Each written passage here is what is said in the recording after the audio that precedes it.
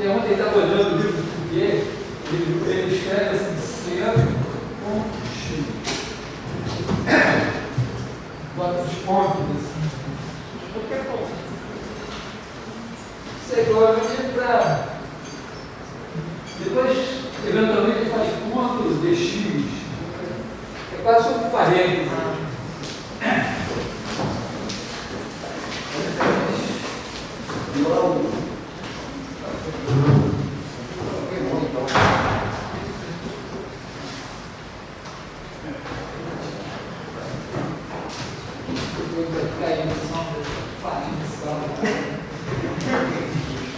Problema técnico, pode se matar, problema técnico. Tudo bem. Então, o Fourier chega isso aqui. Tem umas coisas assim, esse é 0,2 aqui. Ele não está. Quando ele diz que ele não está só no cosseno ou só no seno. Mas, de maneira geral, a série é uma coisa assim. Esse a zero aqui vem por conta do N igual a zero. N igual a zero, o cosseno vai dar zero. Mas N igual a zero, o cosseno vai dar 1. Não tem alguma coisa aqui? Que para a definição dos arranjos, desse sobre 2 aqui, fica conveniente. E a ideia aqui é que a ideia é que, nesse caso, essa medida de 0 a 2 ou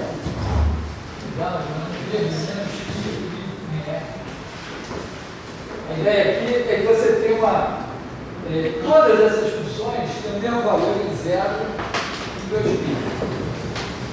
Na verdade, f de 0 e f de 2π são iguais. E as derivadas também.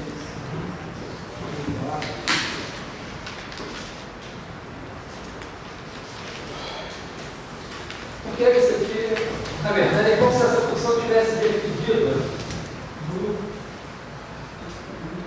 círculo unitário. E que aqui, então, esse cara aqui corresponderia a um ângulo teto.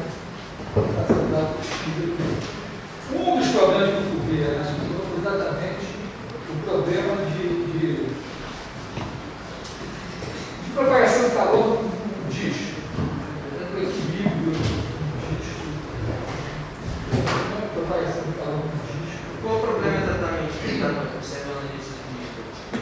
Bom, o problema geral é o seguinte: você vai ter U de T e mais alguma coisa que você tem um sólido, um corpo, então aqui, vamos dizer, P é um ponto desse corpo, né, e U de TP é igual a temperatura inteiro do tempo P. Às vezes ele se escreve P na frente. Então, esse corpo aqui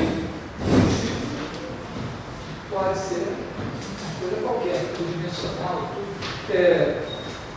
Claro que aí a modelagem é mais complicada. Também o fato de ser tridimensional, porque no caso mais simplesinho, você tem um intervalo e todo P está aqui. O P vai ser dado por X real. E aí a equação é isso. dt2 igual a K d2b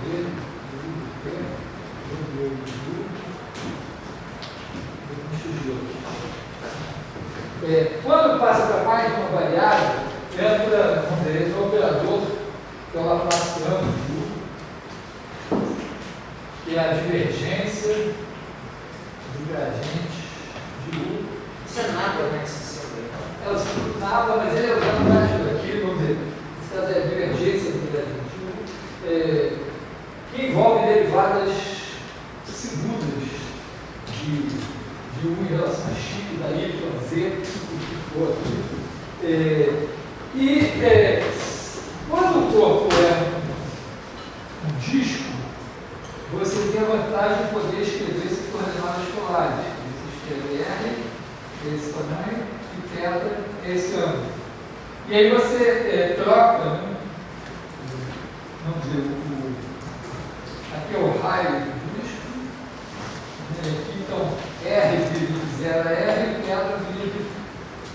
de 0 a 2π. E dá para você fazer uma separação das variáveis, uma série de macetes técnicos que permitem lidar com a questão. E uma das, vamos dizer, no caso do disco, uma das coisas que você deveria saber seria, um problema aqui seria, em vez de você pensar em evolução, pensar o seguinte: você dá a distribuição de temperatura aqui no bordo e quer saber se isso está em equilíbrio, significa que não varia com o tempo. É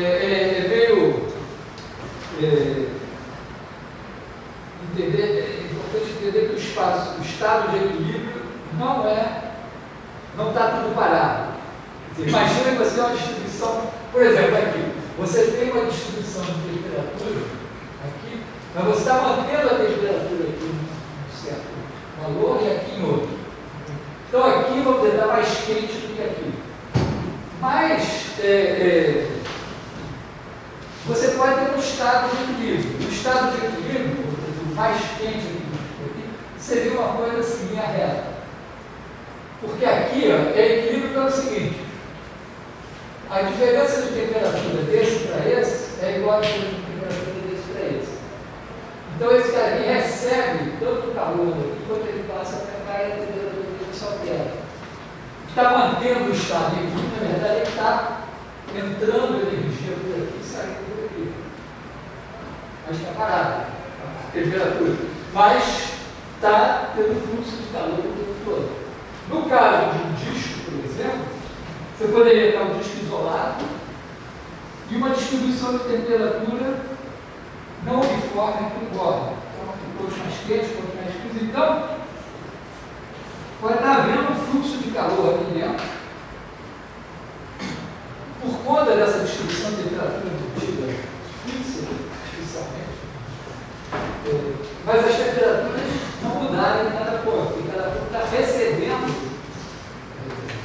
calor e está passando calor para subir a temperatura dentro da sua terra. E num problema assim, fica claro que a distribuição de temperatura no bordo é uma função de θ. Então, é bem esse caso aqui, e aí ela é periódica, porque o θ zero e a distribuição são o mesmo ponto. Então, tem muitas, por exemplo, aqui também você pode pensar em pôr essa barra aqui, de maneira que a coisa seja, que na verdade essa barra seja um arame emendado aqui, então o valor em zero e o valor em 2π são o mesmo nada. Ou você dizer, olha, aqui eu fixo a temperatura, aqui e aqui, ou eu isolo, eu digo, ó, não tem fluxo de calor aqui também, então a energia dentro da barra não muda, porque não perde nada, mas ela vai se redistribuindo, vai claramente tender com um valor constante. Então tem muitas variantes do problema, conforme as condições que você dá, e aí, eventualmente, você pode ter só uma série de cento, uma série de porcento, série de 100%. Vamos dizer, não vou mais fazer o curso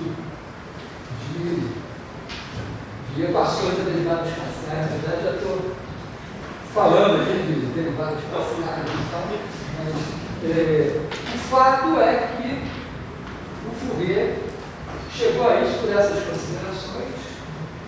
Isso também vai aparecer quando eu falei no caso da equação da onda. Você tem coisas ligadas a vibrações, mas no caso de vibrações, de membranas, de coisas elásticas, essa equação é só uma aproximação. Mas quando você pega as equações de Maxwell, você tem uma abordagem que aparece a equação da onda, as ondas eletromagnéticas. E prevê isso, mas a série de Fourier estava ali também para isso. Como eu falei também, nesse mesmo Laplaciano que aparece aqui, aparece a mecânica quântica. Fourier estava lá. Então, quer dizer, o Fourier também teve uma certa sorte. O fato é que, de alguma forma, também é interessante porque, embora a matemática que venha da física, ela ganhou uma certa independência e, em alguns momentos, ela estava antes da física. Você chegou, essa matemática já estava lá esperando por ela.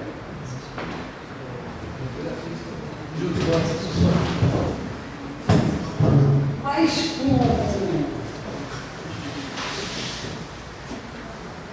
então, aqui, vamos dizer, tem a primeira coisa, é o truque do Fourier.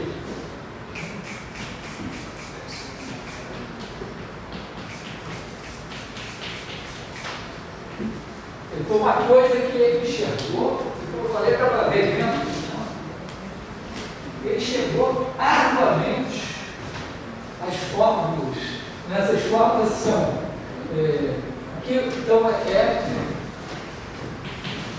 de 0 a 2π em R. Então, os ANs são 1 sobre π integral de 0 a 2π de f de x cosseno de x dx. E isso funciona também com a zero. E por isso é sobre 2. E os Bn são 1 sobre π integral de 0 a 2π de f de x seno de x dx.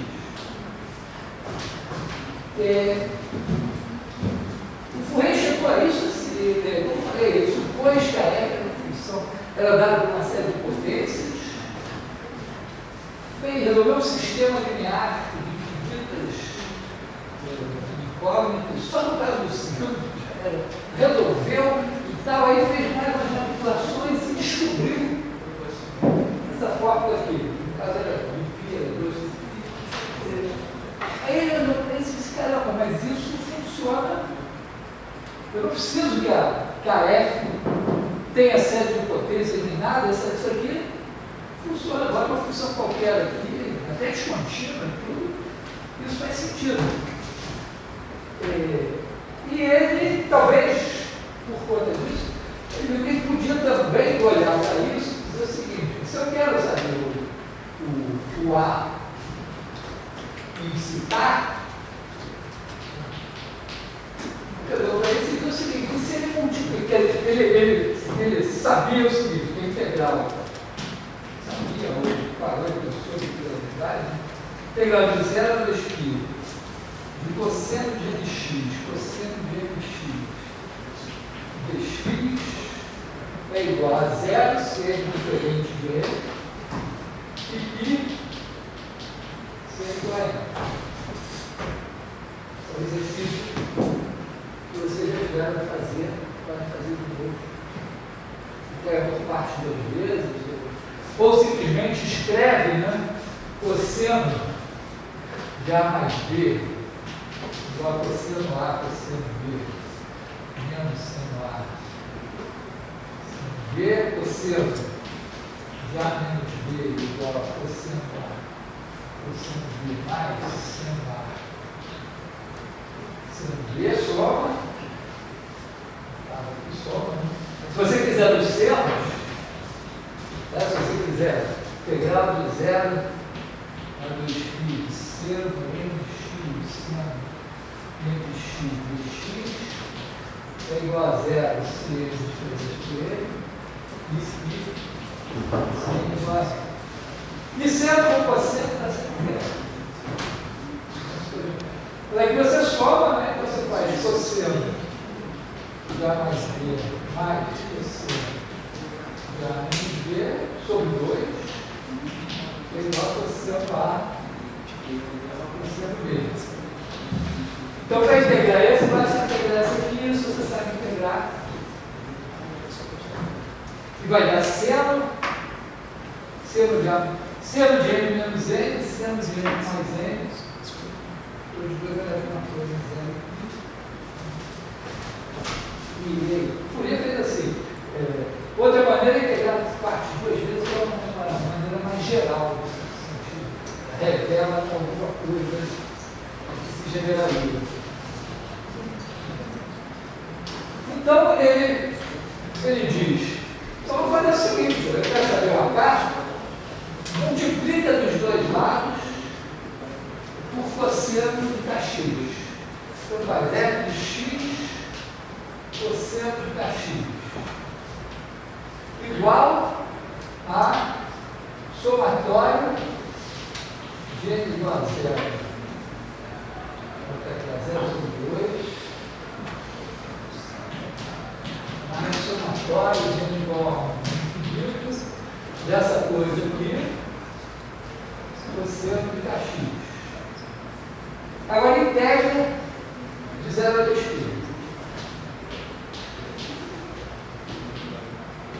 Então, integral, faltou cosseno de Kx de x, 0 a 2π, mais somatório das integrais de 0 a 2π desse negócio aqui dx. E aí, onde tiver n diferente de k, dá zero. Inclusive aqui, integral do cosseno de 0 a 2π, aqui, onde tiver cosseno de Kx e seno de Kx, dá zero também. Só fica o cosseno quadrado de Kx. Então, você fica com a integral de 0 a 2π de f de x cosseno de Kx de x igual a k, está multiplicando o cosseno de Kx, integral de 0 a 2π cosseno quadrado de Kx dx, que é esse daqui mesmo que está no tempo. Isso aqui dá π. Então, significa que essa sensação.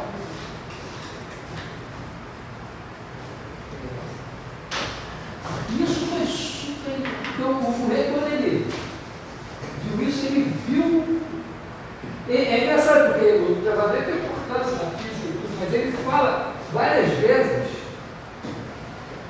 que isso, as séries que ele está introduzindo, elas permitem que as funções discontínuas também sejam tratadas por meio da análise. Porque funções discontínuas não tinha derivada. Não dá para desenvolver certa potência. Estava muito ali. Então, ele diz, olha, eu estou trazendo agora, eu penso assim, o Fourier, como republicano, deve estar super feliz de incorporar na cidadania funções que estavam excluídas. E ao mesmo tempo, ele, na cidadania, eu estava vendo ontem, ele gasta um bom tempo para explicar o que é isso aqui, no caso de uma função que não é dada por uma lei. Porque eu acho que as pessoas, eu não sei, na cabeça dele, integral era cálculo primitivo. Então, primeiro, ele tem que explicar que a integral é só nesse intervalo aqui, mais uma coisa igual, e isso aqui era como se fosse uma área. Ele explica essa coisa que a gente aprende quando aprende integral, mas você tem aqui um intervalo 0, 2π, então tem uma função aqui definida aqui, essa área aqui. Ele gasta um tempo explicando isso, o que para mim significa que não era uma coisa que tivesse muito na cultura geral. E isso vai colocar, inclusive, a questão das pessoas pensarem melhor o que é integral, porque agora a gente tem função descontínua, o que pode ser. Bom, então, ele faz isso. Tem uma coisa que leva mais de 100 anos para as pessoas se darem conta. Alguém aqui é totalmente ignorante de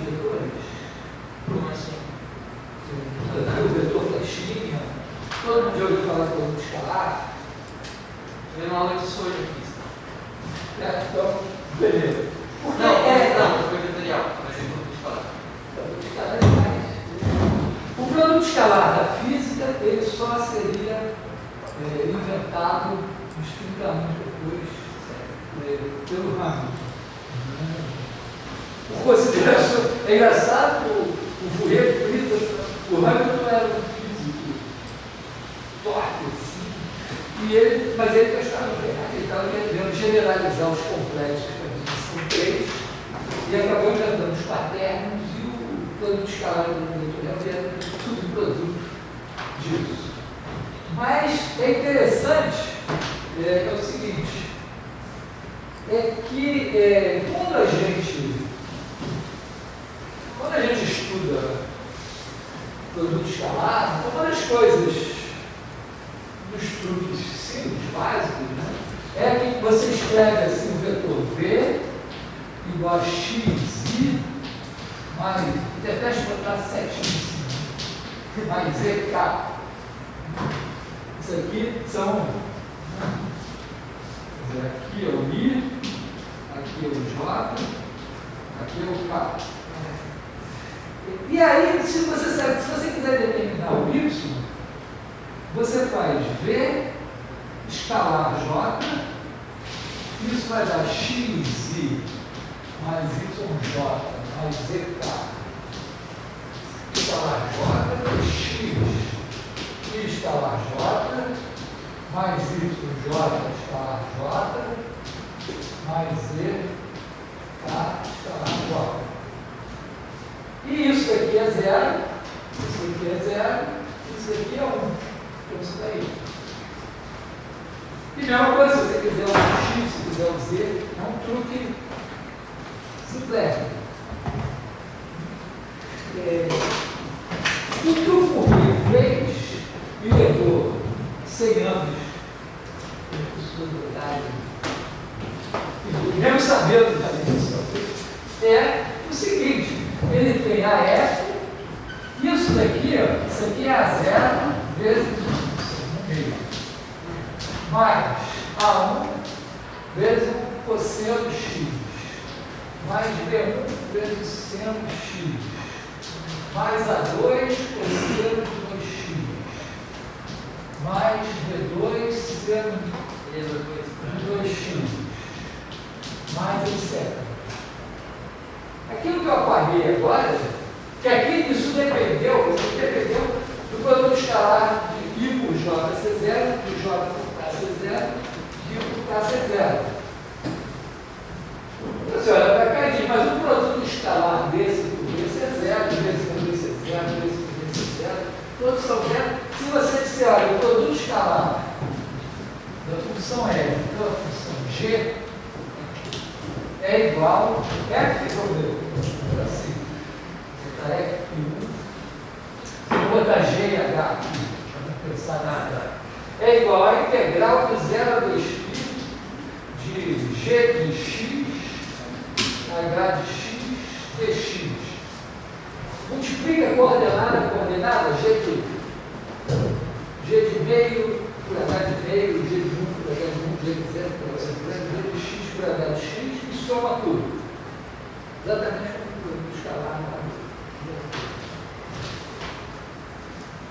Aí, se você olhar para isso, o que eu escrevi foi que o produto escalar cosseno de NX, o cosseno de NX é igual a 0 ser diferente de ele, e é igual a I ser igual a F.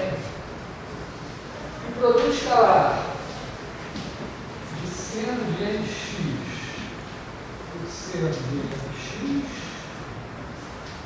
é igual a 0, seno diferente de F, e seno igual a N. Aqui, N maior ou igual a 1. O 0 dá uma pequena diferença, uma vez que vou escalar desse. E o produto escalar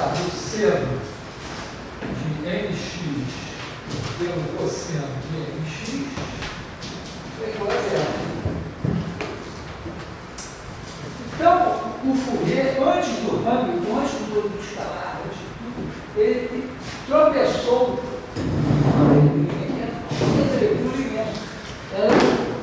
quer dizer, esses caras aqui, pensados como vetores, se você pensar as funções como vetores, e pensa só na equação de calor, o problema da propagação não faz muito sentido, porque o vetor é o vetor posição. O vetor tem as coordenadas, o vetor posição tem as coordenadas que dão a posição da partícula. Olha, a posição da partícula é um estado. Quando você tem a distribuição de temperatura, aquela função dá um estado. O seu sistema é uma barra, o estado é a temperatura. Então, aquela função é o vetor posição. Isso levou as pessoas. Hoje é uma coisa, um lugar comum de matemática. Você pensa as funções definidas, f de 0, 2π. Isso vive no espaço das funções de 0 a 2π. Isso é um vetor. Você soma funções do escalar e você faz produto escalar. O começo do século XX, 100 anos atrás já estava. Uma pergunta meio fora de contexto, mas se essa integral com produto escalar de dois vetores que são dados por essas funções nesse intervalo em R, qual seria o produto vetorial? Não, o produto vetorial é uma coisa muito particular do R3. E R você consegue fazer um produto vetorial de N menos um vetor, dando um enésimo vetor. O produto vetorial não é uma coisa tão simples de generalizar como o produto escalar. Porque o produto escalar você tem ele. Quer dizer, didaticamente hoje, a gente começa com o produto escalar N2. Na verdade, a gente começa com os vetores flechinha. Diz assim, né? Isso aqui é o θ, isso aqui é o U, flechinha, V flechinha.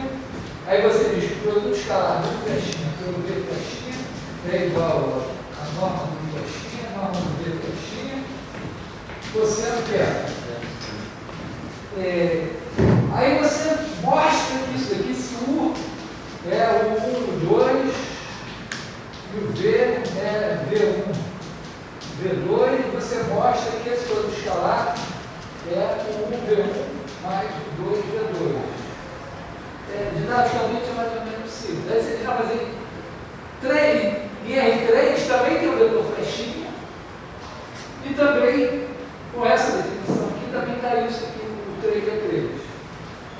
Aí você diz, pô, mas isso se generaliza para RL.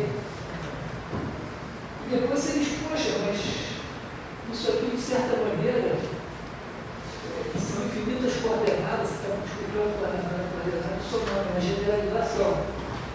Então, você tem uma generalização natural do produto escalar para a dimensão finita, para a dimensão infinita, para o espaço complexo, VGRM, cilindros, funções, valores complexos, mas o vetorial não. Funciona a partir particular. Funciona a partir da R3, então. Não. Quer dizer, você pode fazer, você não tem um produto vetorial de 2 vetores em R4, tem 3 vetores, então não dá para você. Porque o produto, na verdade, o produto escalar e o produto vetorial são subprodutos produtos paternos. E aí, o produto escalar é um produto meio esquisito, né? Você pega 2 caras no espaço e dá um número. Então você não pode fazer o produto escalar por V, depois por W. O produto vetorial você pode. Só que como o produto vetorial é um produto de 2 vetores pensados como paternos, então você joga fora a parte real. E aí, quando você faz isso, você faz o produto vetorial, ele não é computativo, nem associativo. Ele é um produto meio fora dos padrões. Não é tão simples assim. Existe uma matricial. Não, existe uma coisa, uma generalização dos K-vetores, aí você pode multiplicar K-vetores, N vetores, então N mais K vetor, que lembra o produto vetorial.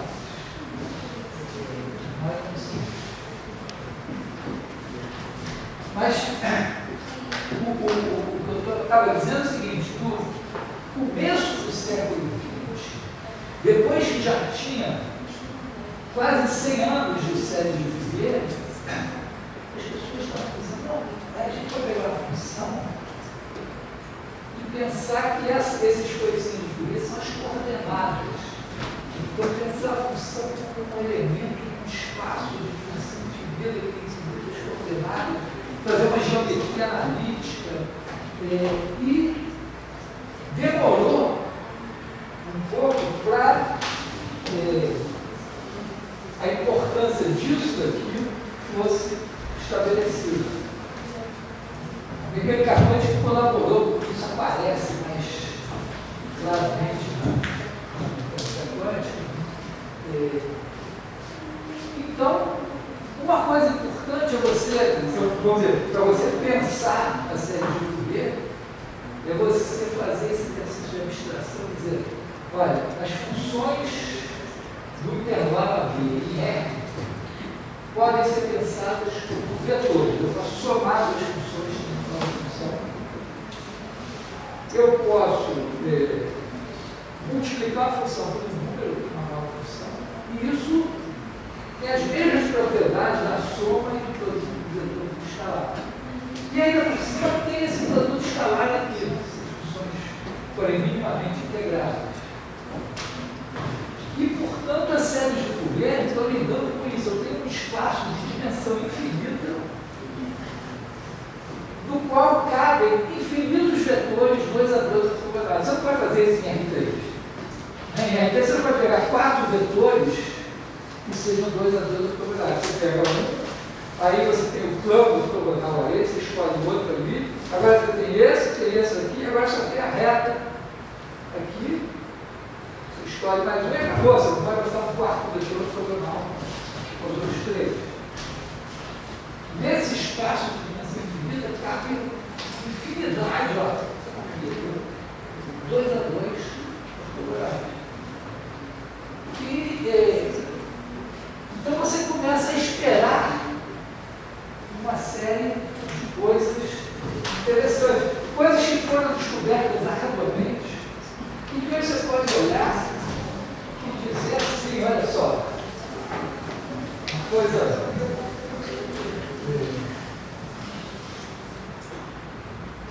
relativamente simples. Quando você pega em R3, você pega um vetor, um V com coordenadas x, y, z, ele é x. Eu vou chamar ele, como eu sou, na física você E já está caro. Tá bom, então vou usar isso já para uma concessão. Porque, como em matemática a gente já pensa logo que pode ser RN, então ele chama de R 2, R 3, R 4. Mas vamos começar a seguir. J, K.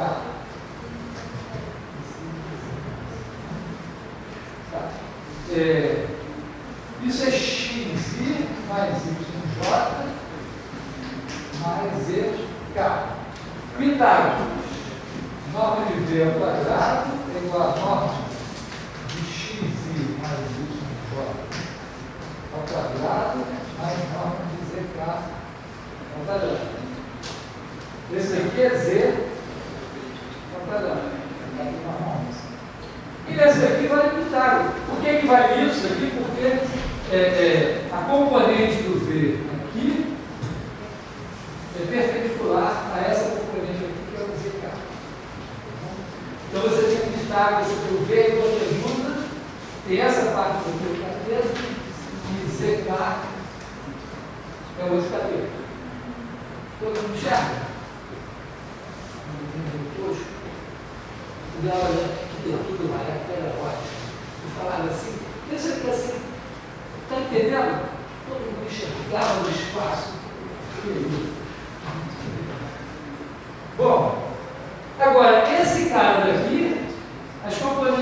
são x e yj.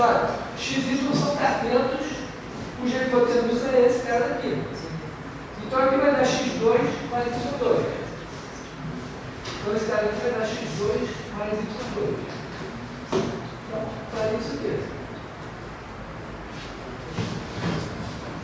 Aí você pode olhar para cá e dizer, opa, é a mesma coisa aqui.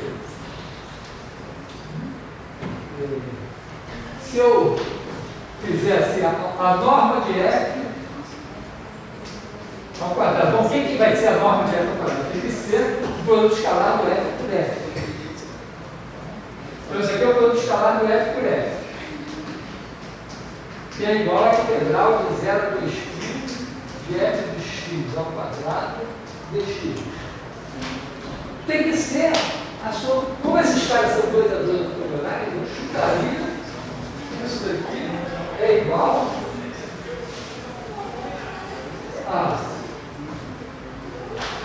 a 0 ao quadrado, integral de 0 a 2π de meio vezes meio. São 2π. Mais somatório de n igual a 1 infinito de an ao quadrado, integral de 0 a 2π cosseno quadrado vezes x, mais bn quadrado, bn quadrado, integral de 0 a 2π de seno quadrado menos x dx. Por quê? Porque eu estou pensando cada um desses como um vetor, todos os dois ortogonais. A norma do vetor é o produto escalar dele por ele mesmo. Estou tirando o escalar, fazendo isso aqui. E isso daqui, bom, todos esses caras dão π. Então isso aqui vai lhe dar. Essa com vetor você não precisaria se preocupar com você não multiplicando seno. Porque quando você faz a gente pode fazer. Eu estou só dizendo, olha, se você viu isso em R3, agora isso aqui. Isso aqui é o quarto de 0 a 2π dá π sobre 2, né? Então isso aqui dá π sobre 2 a 0 ao quadrado mais somatório de n igual a infinito.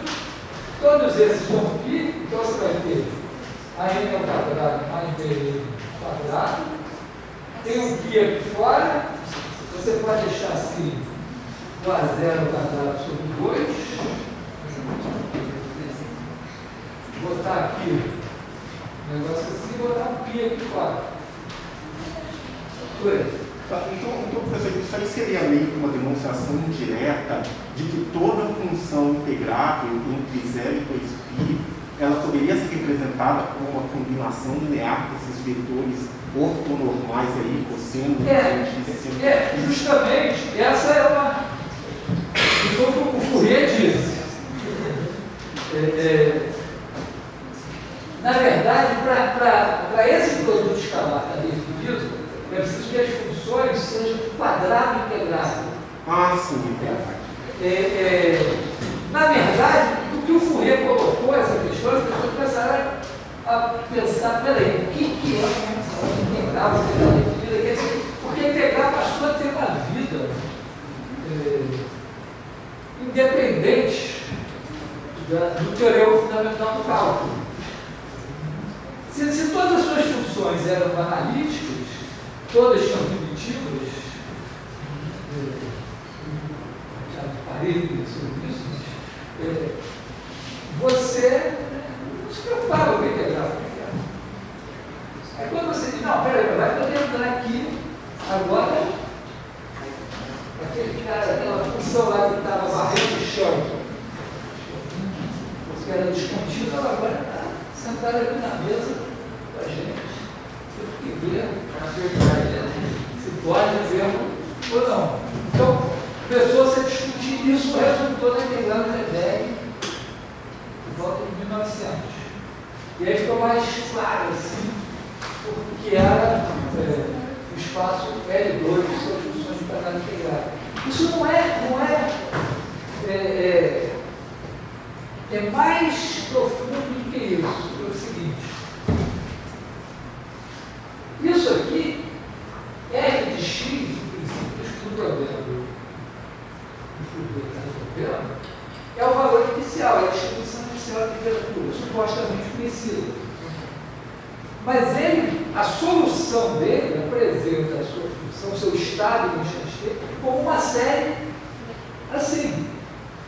Então a questão não é se toda função vai ser dada por uma série assim, é se toda série assim vai dar uma função.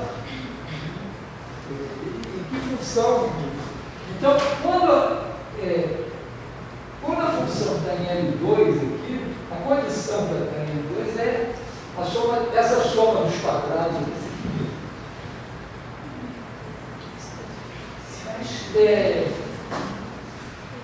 De qualquer maneira, o que eu estou chamando a atenção aqui é que, de certa forma, pensando dessa maneira geométrica, isso aqui é o teorema de Pitágoras.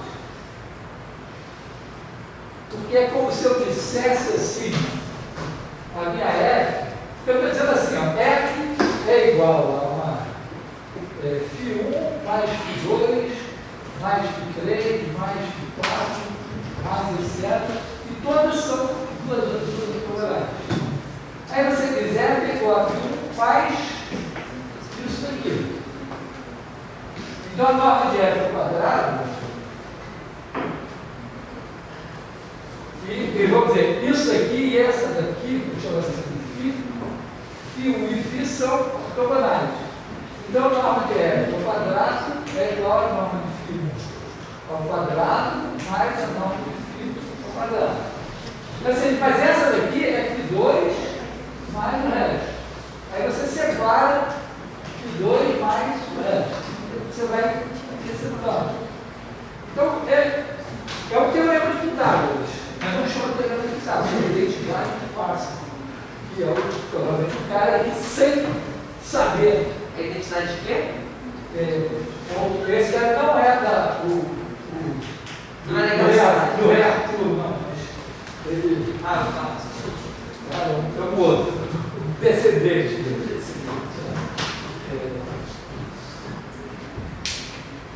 Então, essa identidade foi demonstrada nesse cara, não sei exatamente como,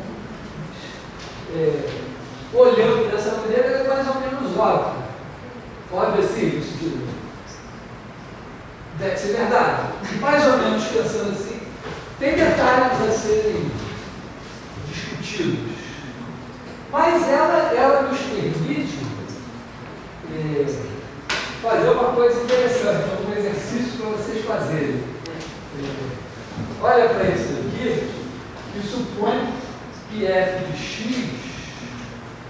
eu não sei se é x, eu acho que é x, eu não sei se é f de x igual a x2 ou f de x igual a x. Tenta com x que vê o x2. Eu acho que com x deve funcionar.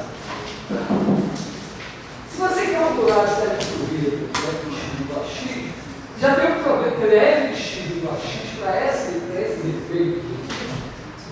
Ela é assim, né? Eu chego aqui no x, ela não é periódica, mas é como se para a série de Fourier não importa, você vai calcular, porque você só está olhando aqui. Aí você vai fazer, ela vai calcular os arregos, os direitos,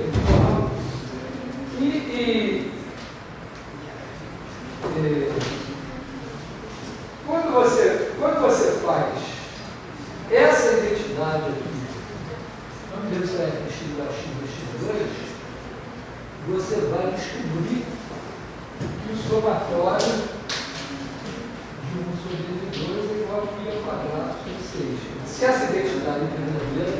Daí que surge esse somatório que você falou lá no começo. Não estou dizendo que surgiu daí. Mas é uma maneira interessante de provar isso aqui. Então, tem caminho aqui para entender a série de Fourier, que é a construção dessa ideia geométrica de escalar e exploração dela.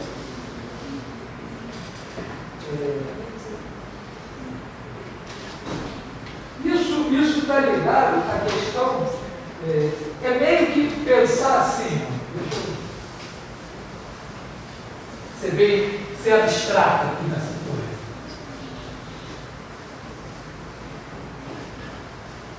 A questão é a seguinte: eu tenho os, vamos chamar de E igual ao espaço das funções F no intervalo AB em F.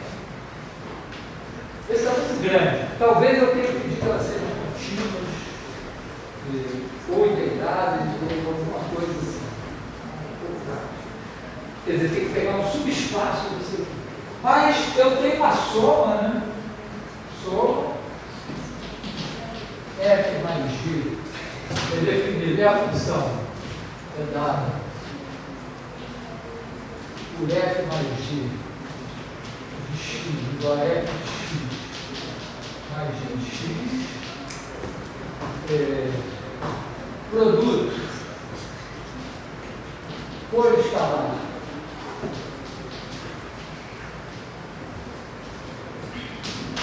KF é dado por KF de x igual a K vezes F de x.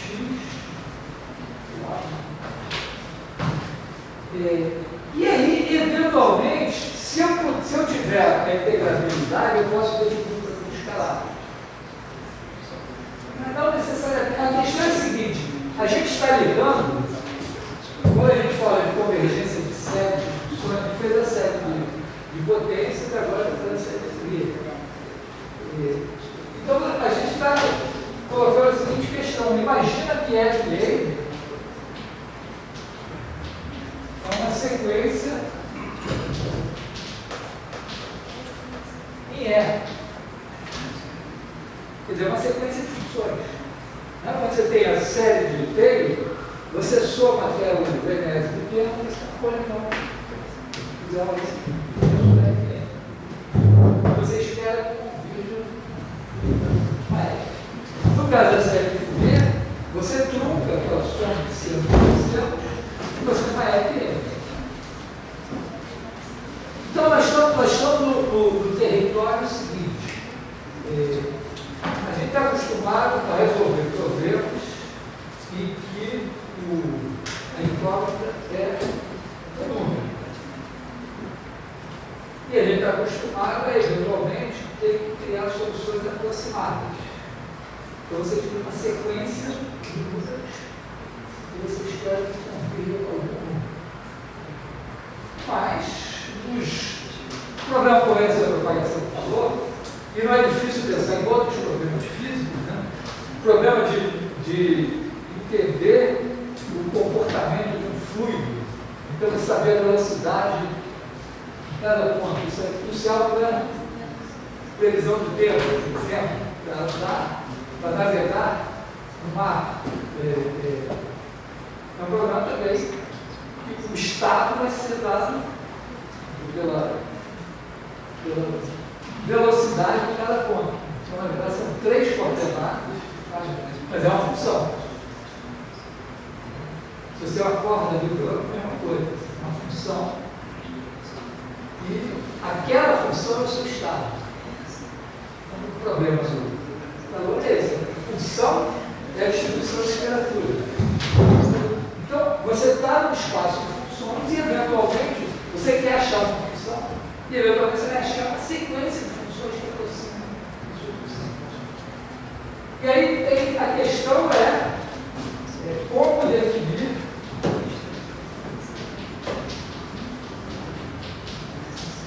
FM converge para F. Resposta óbvia.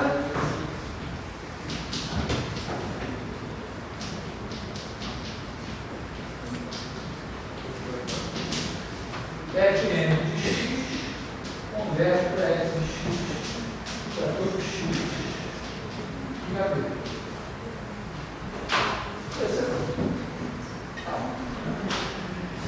Mas acontece que, em algumas situações, isso não é suficiente. A gente já viu que se FN de X converter não necessariamente a integral de FN converte em milagre de F. Então, o fato de, lembrando o exemplo clássico, simples, aqui intervalo AB, bota aqui no meio o ponto aqui, e aí para cada, bota aqui, sei lá, bota aqui. Escolhe um C aqui no meio. Então, C menos 1 sobre ele, C mais 1 sobre ele. Agora faz um bico aqui assim. Aliás, faz. Na verdade, eu vou fazer um bico, fazer só C mais 1 sobre ele. C aqui, C mais 1 sobre ele, faz um triângulo assim. A função vai ligar em C. Se você pegar qualquer ponto à direita de C, com N grande, você passou e a função vai ligar aqui. E se você botar essa altura aqui, por exemplo, igual a 2N, essa área daqui é 1. Então você vai ter essa função convergindo da zero em todos os pontos, mas a integral vai ser 1 sempre.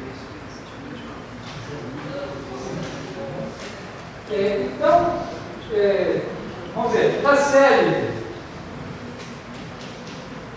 de potências,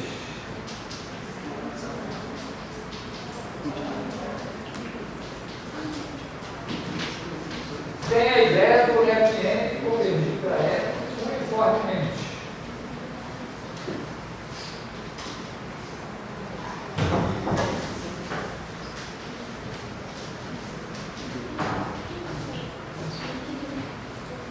Significa que o gráfico da F, você pega o gráfico da F, desenha ele no lado de grosso, e para ele, suficientemente grande, os gráficos das F não é para ele, você afina o lápis e o grosso.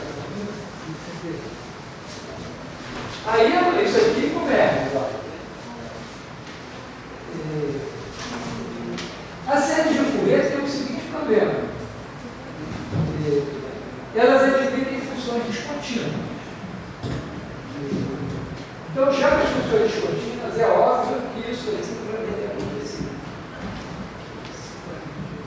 Porque, vamos ver, imagina que a função tem um saldo aqui.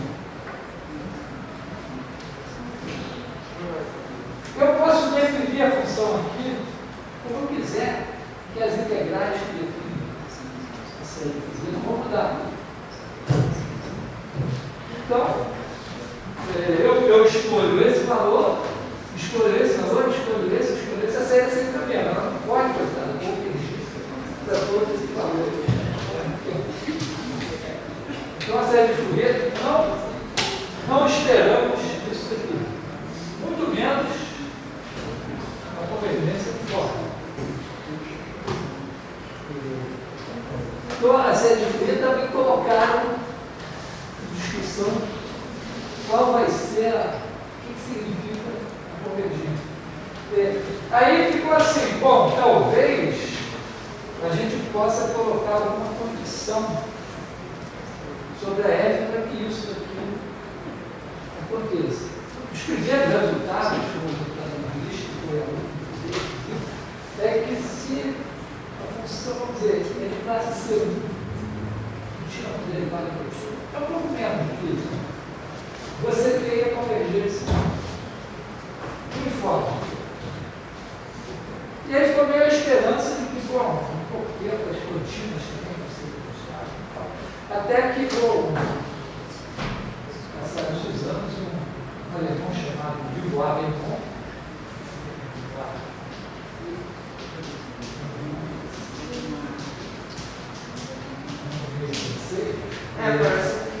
ele deu um exemplo de uma função contínua cuja série de Fourier não converge no Depois dá para melhorar esse exemplo dele e mostrar uma função contínua em todos os pontos, que eu tenho infinidade de pontos que a série de Fourier não converte.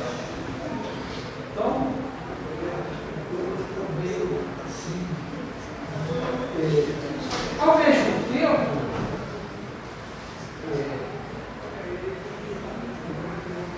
a gente, de alguma maneira, a corrigir da série de Fourier tem que estar ligada à integral. Então, olhando com os olhos de hoje, tem uma maneira razoável, que traz problemas também, de você pensar o seguinte: eu tenho uma função f, pensa ela como um ponto, uma função g, eu quero aqui, ó, g menos f, aqui, né, a função de diferença da função. Eu quero medir o tamanho desse cara. Então, a distância entre f e g seria a norma de g menos f. E se você engoliu a história que eu vou te falar, em R3, a norma do vetor é a raiz quadrada pelo escalar. Então, é razoável você definir a norma de uma função φ como sendo a integral de a perdido de φ quadrado de x tirando a raiz quadrada.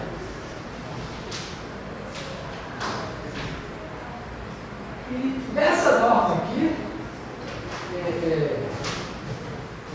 vamos ver, é claro que isso vai exigir, para você definir, vai exigir que as suas funções tenham quadrado integrado, sejam razoáveis.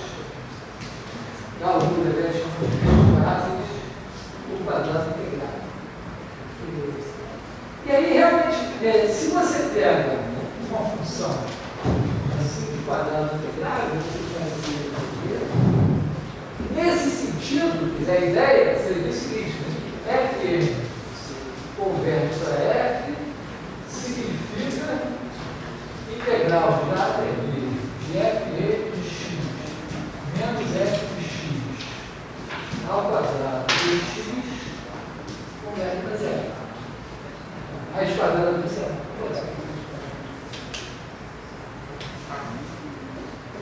A raiz quadrada de baixo.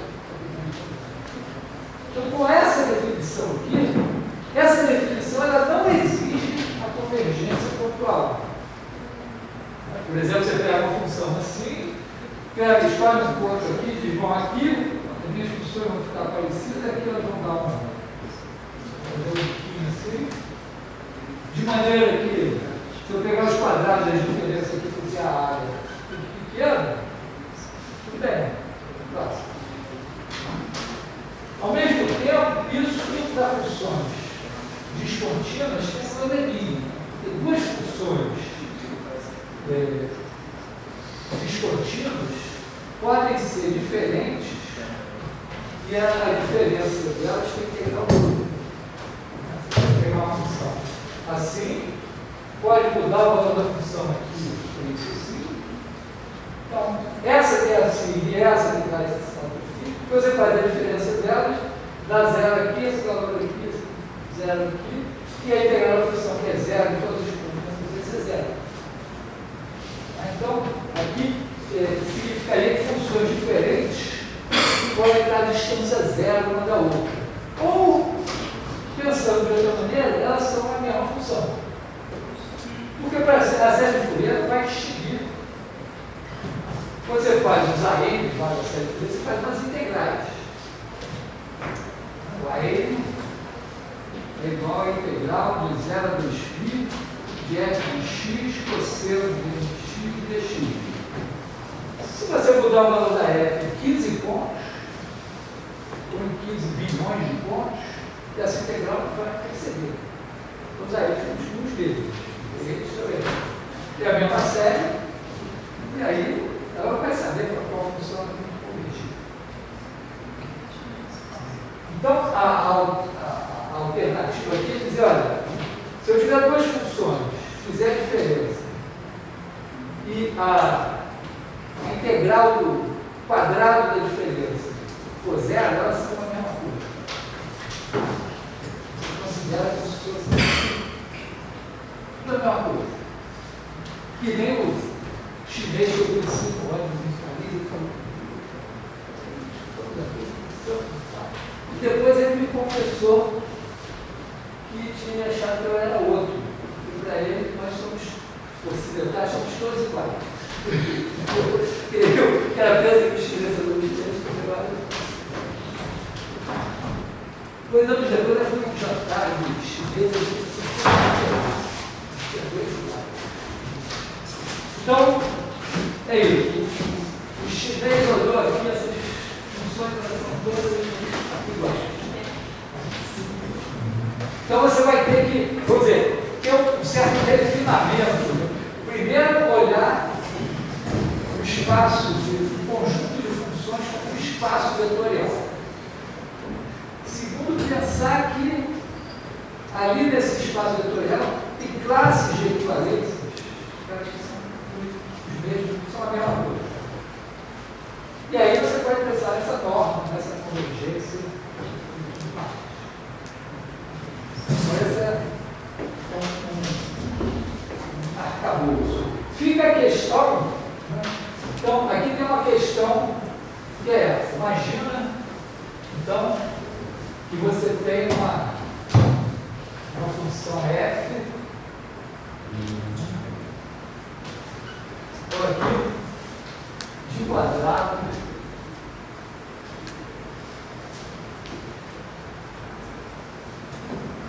integral. E aí, depois você diz que f e g são equivalentes, sem também ser integral de a até b, de f de x menos g de x ao quadrado de x é igual a zero. Então, na verdade, o seu espaço já é como os inteiros, os inteiros mais do então, é como os inteiros mais do você pensa nos inteiros e esquece se dois inteiros diferem por 25, por 35 ou por 710, módulo 5 eles são a mesma coisa. Aqui é isso. Aí é razoável colocar a pergunta assim, né? Você pega f nesse espaço, aí faz a série de Fourier.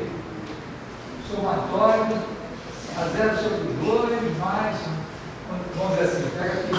O 0,2π é só para facilitar a vida. Tá? Então, AB igual a 0,2π e pega uma F assim. Então, aí você faz o AN igual a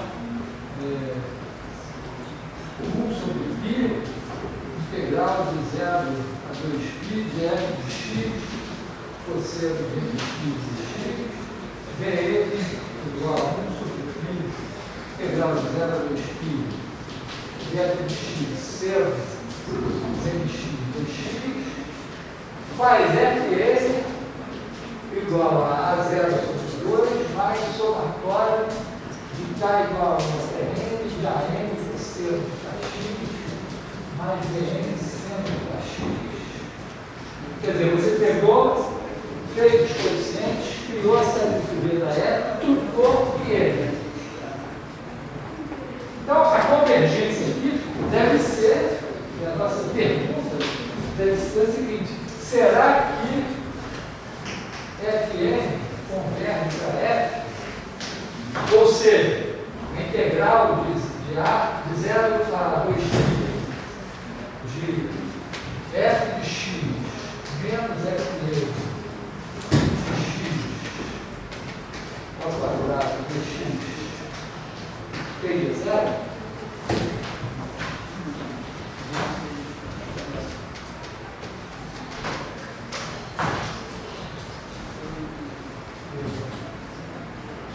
Tem uma coisa interessante, esse FM é uma diferença de projeção da época. É assim, imagina esse espaço aí. Aí imagina o seguinte, um EM vai ser o seguinte, são os caras que obtêm os senos e cossenos até NX. Né? Entendeu? Faz uma combinação assim, alguma coisa, uma constante, mais alguma coisa desse cosseno X, mais alguma coisa desse seno X, mais alguma coisa desse cosseno X, mais alguma coisa desse seno X, né? Até cosseno NX e seno NX. É como se fosse um polinômio trigonométrico de grau E. O grau máximo E. Então, esses caras formam um subespaço na M, que é uma coisa aqui dentro do F. Aí a sua F é como se fosse um vetor do seu espaço. E não está aqui. Tem mais que eu. Se você projetar aqui, usando a ideia de projeção associada a esse vetor, você vai ter um cara aqui que é um elemento desse espaço. Quem é esse cara? Qual é ele? Então, toda vez que você truca a série de Fourier, você tem a melhor aproximação possível do cara que está mais próximo de F, dentre os que vão até você sendo de NX.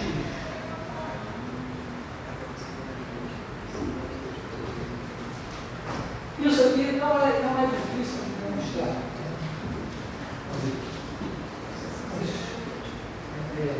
É a ideia da projeção do escalar.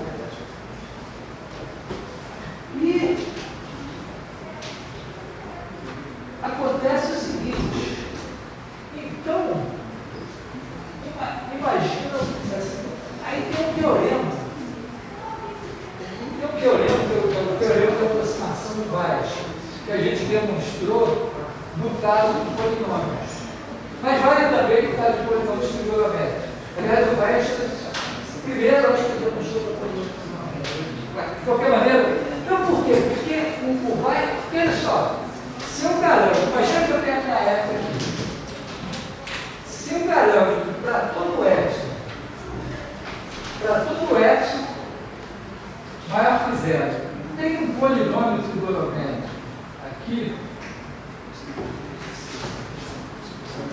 a uma distância menor que epsilon, esse cara vive, não é ele, polinômio trigonométrico de grau E, porque eu tenho um polinômio trigonométrico, uma combinação de senos e cossenos, que aproxima F. Está pertinho do F. Esse cara que tem o maior N que aparece nele é o grau dele. Então ele está numa N como esse. Se ele dá uma distância menor que F, como esse é a projeção, esse daqui está mais perto ainda. Não dá uma distância menor que F. O que significaria que se eu aumentar o grau, eu sei que para todo epsilon eu arranjo um N e um polinômio de grau E que está aqui pertinho. Significa que para todo epsilon existe um N, então que esse aqui e está chegando cada vez mais perto. E ele vai tender para F nesse nome. Então, o teorema de aproximação de Weierstrass, na verdade, eu acho que o Weierstrass estava preocupado por isso, porque a questão era a questão da convergência da série de Fourier. Então, demonstrar isso aqui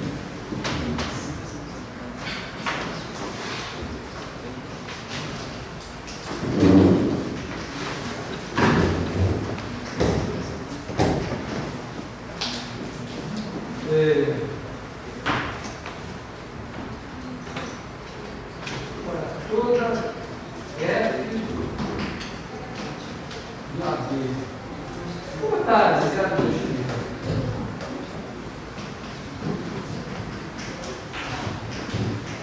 Contínuo. Existe, e para todo L maior que zero, existe polinômio trigonométrico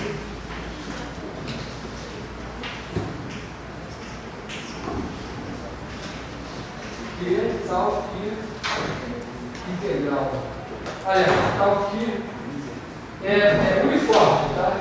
É norma de P de x menos x menor que essa para todos os x que é 60 zero nos x. Mas se isso aqui vale, a integral é melhor ainda. A integral de P menos zero vai ficar menor que epsilon ao quadrado vezes 2π, que é pequeno. E se a função é de quadrado integrada, tem uma função contínua pertinho dela.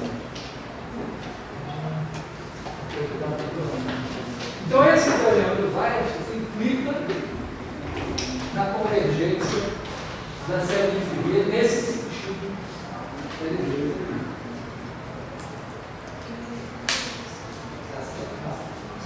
A ideia.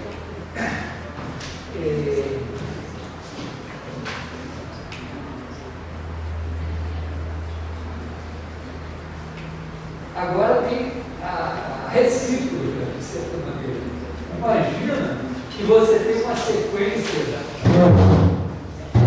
você está resolvendo o seu problema, aí você criou uma sequência de funções, que são tipo séries de Fourier. Então, imagina que ela é uma sequência que deveria convergir, é uma sequência de Cauchy. Significa que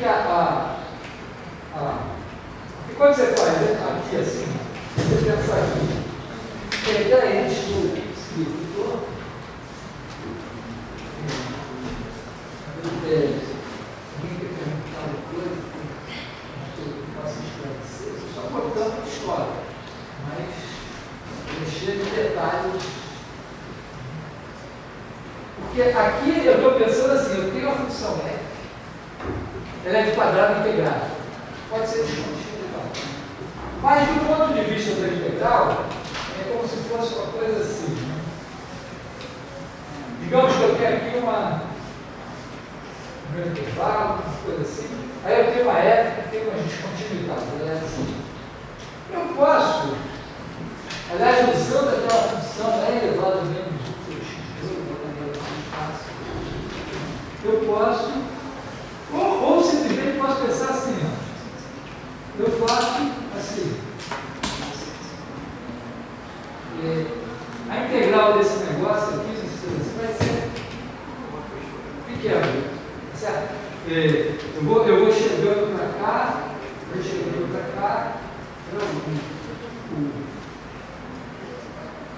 essa integralzinha aqui é pequena. Então, do ponto de vista da integral, essa função aqui é aproximado de funções assim, que são funções contínuas. Então, o que eu estou dizendo é o seguinte: se eu pegar uma função de quadrado integrado, eu posso encontrar uma função contínua que vai estar próxima dela. Então, e eu encontro uma função contínua tal que a distância medida dessa maneira dela é menor que essa. É claro que nem toda função de quadrado integral vai ser assim. Mas as funções de quadrado integral podem ser também aproximadas de funções assim. A gente fez isso na integral do Riemann.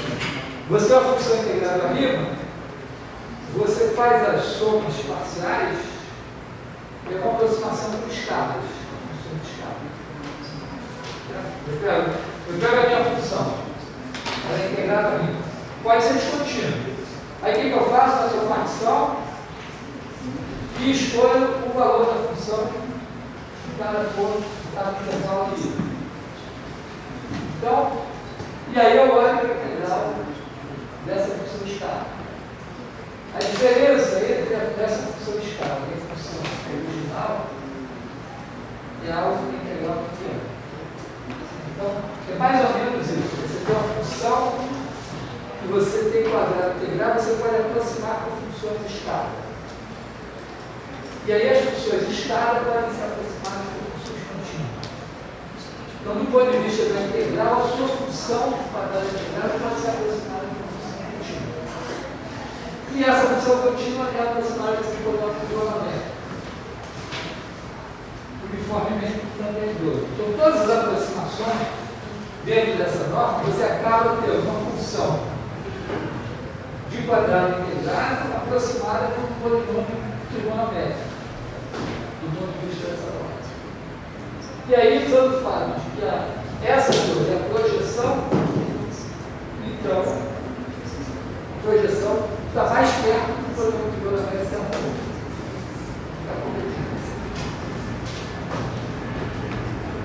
Muito bem, mas aqui você tem a função. Tem a função.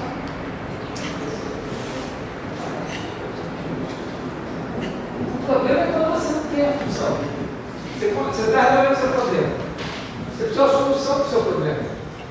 Você não tem uma solução. Então você é uma sequência de aproximações da solução. São funções aqui. Você quer dizer, eu vou trocar uma solução pela FL. Então, uma coisa reconfortante seria você poder dizer, não, essa minha sequência FN converge em alguma função que eu não sei quem é, mas que é o limite dessa sequência de função, do ponto de vista, que é a solução exata. E eu não vou pegar a solução exata, mas eu vou pegar essa solução truncada aqui, que é boa. Então, isso é dizer, de certa forma, o seguinte: o que é uma sequência que deveria convergir? É uma sequência de coxinha, no sentido dessa norma. Assim como tem a sequência de coxinha forte, a sequência de coxinha seria o quê? Seria dizer que para todo f maior que zero, existe Pf tal que Mn maior que Pf, norma de F menos F menor que F. Essas aproximações que você escolhe, com certeza são escolhidas. Então, desde que, na verdade, você no caso da aplicação do calor, na verdade, a condição mais simples de você provar isso ser satisfeito é ter o somatório da n ao quadrado, Então você tem um critério sobre os coeficientes de Fourier e diz, se isso acontecer, isso acontece. E aí você tem que dizer que então essas referências convergem para alguma f. O problema é que quando você está dentro do território dentro da doutrina, esse problema não fala assim. Você pode construir uma sequência que deveria convergir, que é de coxinha, mas que você olha para o limite, ele é uma coisa que não é integrada demais. Está fora do seu escopo. Então, a integrança de Lebesgue, que aparece em 1900, ela resolve isso. Todo esse negócio, toda a de coxinha, nesse sentido, tem uma função integrada de Lebesgue, Então, você junta todas essas coisas, você faz para esse grau de Lebesgue e garante que se a sua função é de quadrado integrado, essa coisa é de coxinha nessa norma, então converte para uma função que a menos, vamos dizer, que está na mesma classe de equivalência da sua função, quer dizer, satisfaz o que você tem. Você pode ter dado, por exemplo, quando você dá não é um dado clássico, não é muito difícil, é você, quando você tem uma função assim, tem uma discontinuidade desse tipo, aqui no meio, a série Fourier converte esse ponto no meio. Eu tenho conversa, tem uma certa sabedoria. Não tem critério para escolher quem é o melhor ponto, então ela pega o limite ali da direita, o limite da esquerda, para essa ponto médio. Então, se você tem uma função que vale isso aqui, esse ponto não vai converter. Está previsto os custos da empresa. Então, essa convergência L2, ela avançou razoavelmente bem. A convergência pontual, não. Eu falei para vocês que foi preciso pegar 150 anos para uma resposta positiva. 2,45. Então, a gente pode. Eu acho que ainda vou. Quer dizer, aqui a gente pode discutir,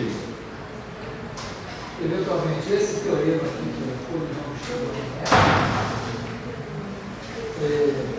e pode discutir a integral acadêmica. São duas coisas aqui. E tem a convergência pontual. A questão da convergência pontual, que no começo é a primeira questão que se colocou. Convergência pontual, quando tem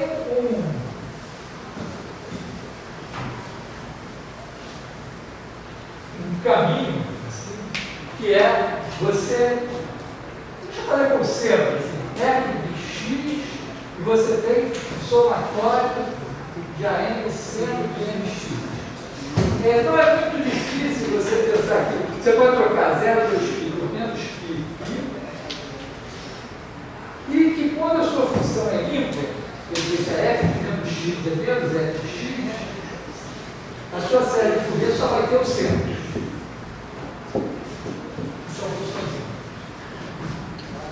Porque, bom, se você tem integral de menos π assim, de f de x cosseno de mx, a sua f é assim, e os cossenos também, os cossenos são vários. O cosseno de menos x é igual a cosseno de x. Então, quando você multiplica por uma coisa que é ímpar, dá a função ímpar. O lado de cá é menos do lado de cá. Quando você integra e multiplica, dá zero. Então, só tem que ser. Pensa assim, nesse caso aqui. E o AN, na verdade, isso aqui é somatório de n igual a infinito de seno de mx integral de 0 a 2π de f de x. Eu vou usar aqui uma variável que não seja x, né? F de t seno de nt dt. Bom, falta aqui 1 sobre π.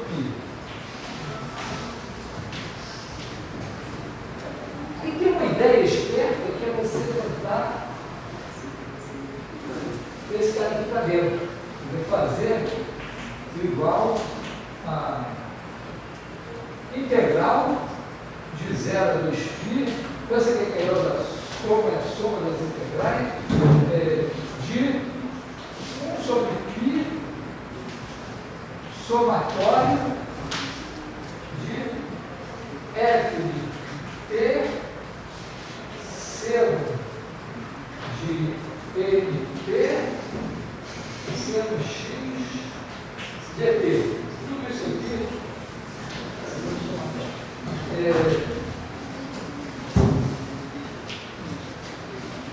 e tem uma maneira daqui, você pode pensar num cosseno. É assim mesmo? Ele tirou aí depois? Não. Não, desculpa, isso aqui é seno de mx. Seno de mx. Galera, aqui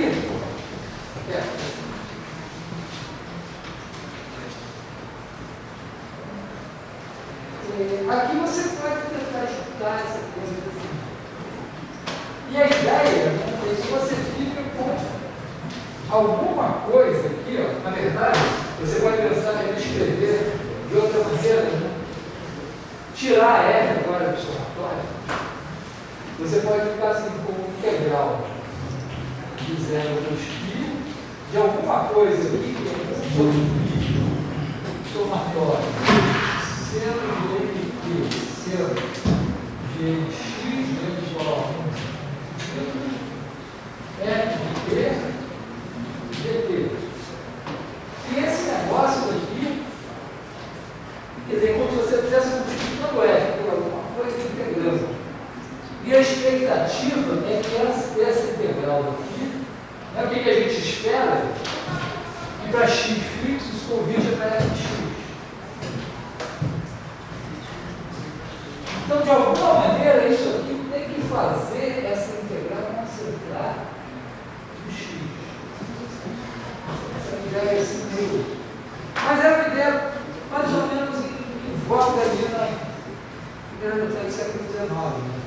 Que é de você botar uma ponderação dos valores de f, e dependendo desse x aqui, por exemplo, x. Eu não vou alongar nisso agora, mas uma maneira de simplificar, de certa forma, essas contas da série de Fourier é trocar os seus e cossenos pela exponencial complexa. Usar esse fato assim, é elevado a i beta é igual a cosseno beta mais i seno beta. Isso não ajuda a chegar naquele. Não é elevado a i, é elevado a i é igual a. Ajuda, eu já falei isso na aula de hoje, já foi tanto tempo, falei na aula de hoje. Falei uma hora atrás, mas aqui a ideia é a seguinte, é que esses somatórios aqui, eventualmente, quando você entra com o E, porque imagina que você quer somar, sei lá, seno θ mais seno de 2θ mais seno de nθ. Não é tão evidente. Mas se você tiver que somar e elevado a i mais e elevado a 2i mais e elevado a 3i mais e elevado a n, você olha para cá e bom, se você tiver que botar algum aqui, você pode pensar assim, isso aqui chama de Q igual a L elevado a Q. Então você tem Q mais Q2 mais Q elevado a Q. E eu tenho uma fórmula que soma isso, que não depende disso ser inteiro, ser não depende de ser racional, real, funciona igualmente. Então,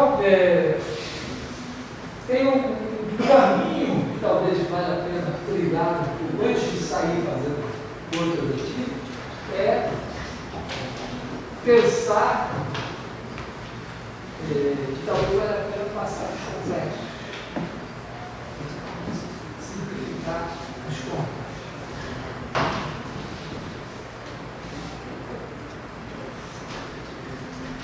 Isso também, então isso aqui é um caminho para começar a pensar na convergência pontual da série de Fourier.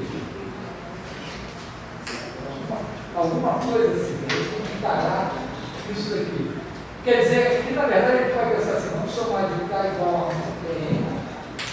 vamos talvez fazer alguma coisa assim e olhar, porque na verdade eu quero saber como é isso. Na verdade eu vou fazer isso aqui de N igual a 1 até uma revisão e passar o limite para a revisão.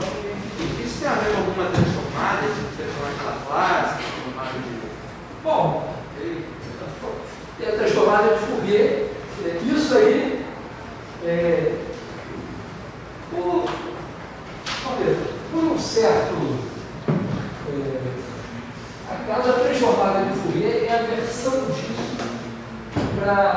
Depois você troca ele por um número real qualquer.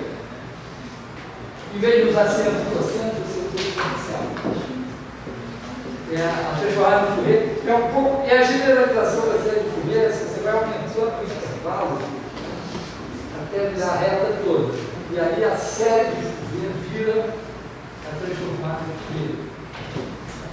Mas, vamos ver, em álgebra linear, tem a versão discreta, chamada transformada em Fourier discreta, que está mais para a série de Fourier do que para a transformada em Fourier. Você vai encontrar a transformada em Fourier uma versão contínua e uma versão discreta. Essa versão discreta do transformado de Fourier é a mesma coisa daquela fast Fourier transformation ou são coisas diferentes? A transformada em Fourier discreta é simplesmente isso assim, né? Você pega aqui o intervalo 0 a 2π ou 20π, divide em n pedaços iguais e tal, vai. A transformada rápida, ela explora certas simetrias nas funções trigonométricas, e aí, em vez de você dividir em n, você divide em n, qualquer n, você divide uma potência de 2. Porque aí você vai ter intervalos, porque toda vez que você divide o 0 a 2π, no meio tem uma simetria. Então, ela usa esse fato de ter assimetrias e divide em uma potência de 2, e aí isso permite você acelerar um monte de cálculos que são feitos por computador. Isso é uma coisa que Você vê padrões, né? Coisas assim.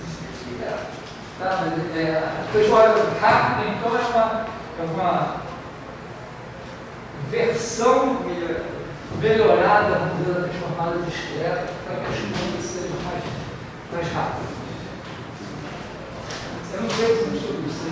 Basicamente, isso eu não acabei de te dizer. Eu trabalhei.